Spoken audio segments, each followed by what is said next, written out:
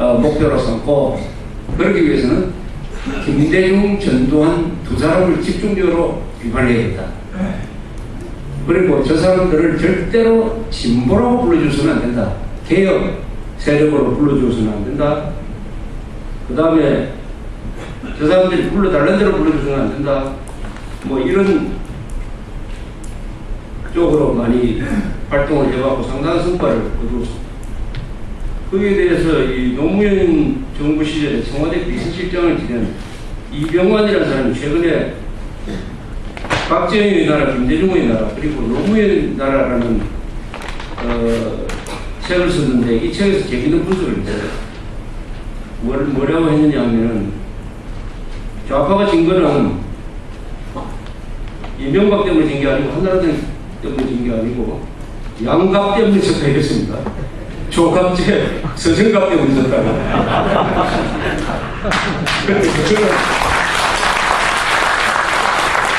이 사람 수작을 들으니까 뭐 말을 그렇게 한 건데 그 분석이 재밌어요. 분석이 뭐라고 했느냐. 이 사람이 이렇게 했어요. 양갑은 예전까지 수구 기득권 세력들의 저급한 색깔 논쟁, 빨갱이 논쟁에 머물던 이념 갈등을 보수와 진보, 우파와 좌파로 업그레이드 시키고 양쪽으로 정렬시켜냈다.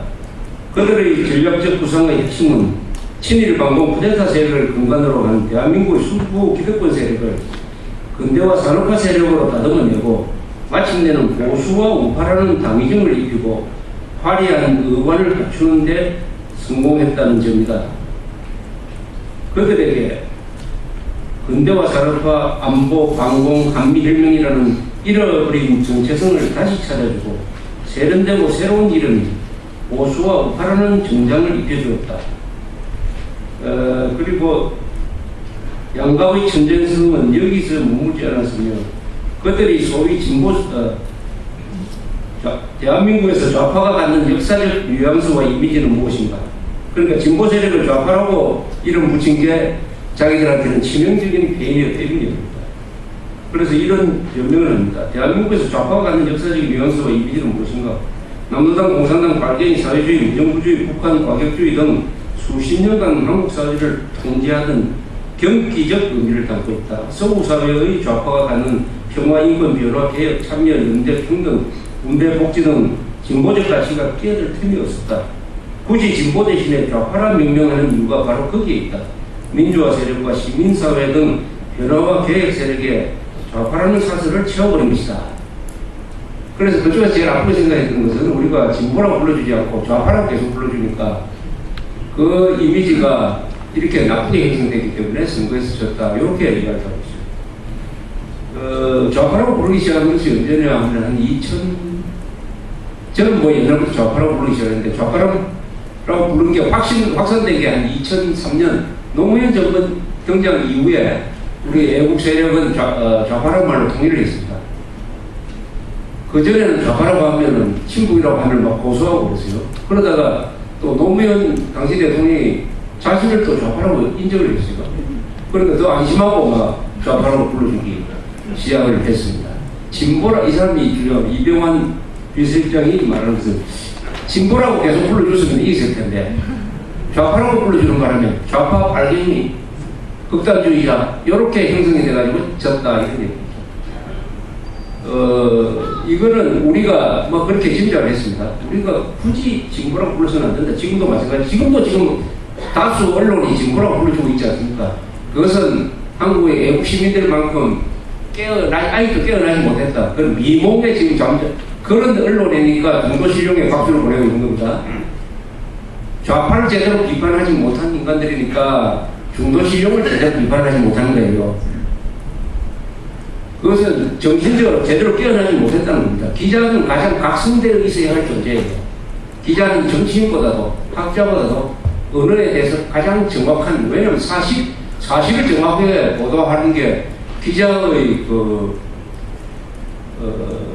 권리이고 의무이기도 하고 그 사람의 특기죠, 특기. 기자라는 것은 사실과 거짓말을 잘 구별하는 전문가입니다. 그런데 그 전문가가 제일 깨어나 있어야지 어떻게 이 반역자들을, 수구 세력을, 반동 세력을 김정일 편드는 자를 진보라고 불러주고 있습니까? 이건 집단적으로 거짓말하고 있는 거죠. 한총련을 어떻게 진보라고 부르고 민노총을 어떻게 진보라고 부릅니까? 죽창 폭동을 일으키는 자들을 진보라고 하면은 미래 세대를 계속 그쪽으로 가라는 이 등을 두드리는 것인데, 그런 한심한 용어를 사용하고 있는 이 언론이 그냥 그대로 두었다면은 정부 교체가 안 됐을 텐데, 일단에 애국 시사들이, 애국 운동세력들이 들고 일어나가지고 자기들을 좌파로 부르기 시작했다. 그래서 언론도 이제는 부분적으로 좌파 정부가 잃어버린 시민, 이런 말이 막 고정되어 버렸다. 그것 때문에 좌파가 가지고 있는 그 신선한 이미지, 평화, 인권, 분배, 평등, 이런 이미지가 다 날아가 버렸다. 이 사람 말로는 거기에 사설을 채워버렸다. 그래서 썼다. 이렇게 썼어요. 그렇게 썼다. 요게 우리한테, 이 애국운동 세력한테 주는 시사점이 꽤 있는 것 같습니다. 용어를 정확하게 선택하는 거. 용어 선택을 가지고 언론을 또 압박을 합니다. 제가 뭐 몇 번 말씀드렸습니다. 신문사에 전화를 가지고 왜 김정일 위원장이라고 하냐? 김정일 위원장이 무슨 소리냐? 불러달라는 데를 불러주면 왜 일본 천황이라고 부르고 일왕이라고 부르냐? 일본 천황을 보고 일왕이라고 하면서 왜 김정일 위원장이라고 계속 위원장을 부르느냐? 학살자, 반역자라고 붙여야지. 그거 붙일 용기가 없으면 위원장을 떼야지. 그럼 민노총이 어떻게 진보 세력이냐? 요렇게 언론에 대해서 우리 국민이 압력을 내야 됩니다. 그게 애국운동의 갈 길이에요. 애국운동의 목표를 이제는 친북자치들하고 바로 싸울 필요가 없게 됐어요. 그것은 검찰이 싸워야 됩니다. 한국 애국운동의 주 타겟은 어디가 돼야 되냐면 언론이 되죠. 언론. 특히 조선중앙통화일보와 같은 이런 그래도 정신을 차릴 가능성이 있는 신문을 집중적으로 비판을 해야 됩니다. 그렇게 해서 몇 가지를 요구를 해야 될 거죠. 몇 가지 요구를 해야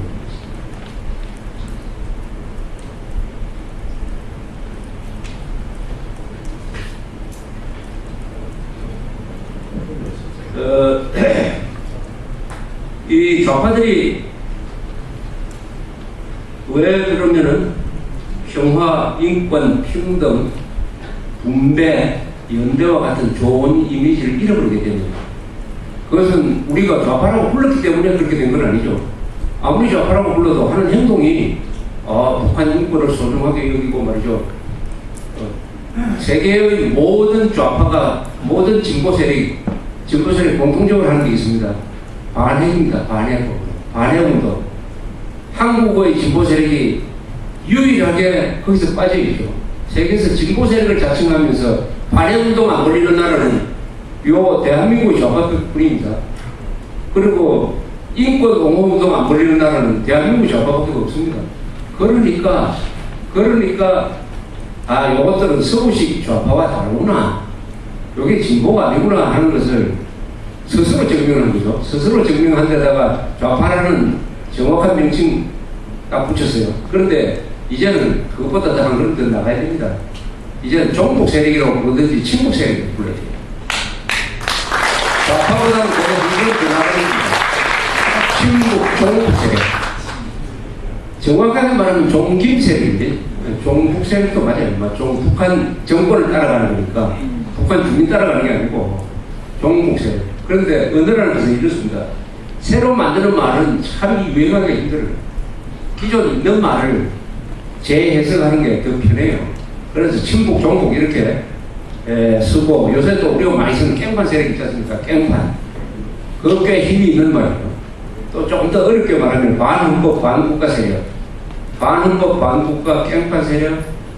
희화적으로 말하면 민주화합당, 신북좌익, 수구좌익, 뭐 이런 식으로 섞어가면서 쓰다 보면은 그 말 중에 하나가 국민들 머리에 먼저 박히는 말이 있으면 그쪽으로 통일이 됩니다. 그게 아마 친북 아니면 종북, 친북이 될 가능성이 높습니다.